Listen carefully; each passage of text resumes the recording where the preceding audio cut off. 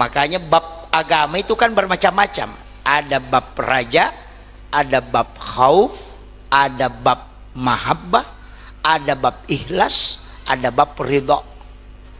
Kan ada babnya.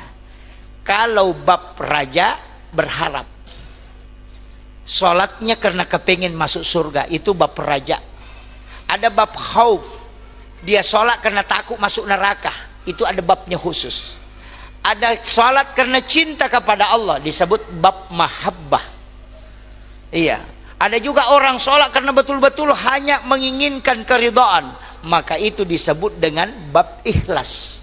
Tapi ada orang sholat tidak pernah menganggap dirinya sholat, dia mengatakan hanya dia karena dia.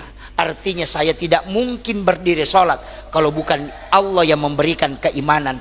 Jadi apakah saya yang sholat? Bukan. Allah yang memberi iman sehingga saya menghadap kepadanya. Allah yang memberi rezeki makanya saya bisa bersedekah. Itulah yang disebut dengan bab ridho.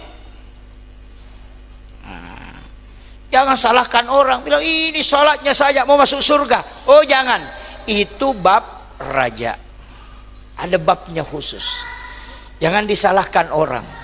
Nabi sudah janjikan, Allah sudah janjikan, jangan dibantah-bantah itu.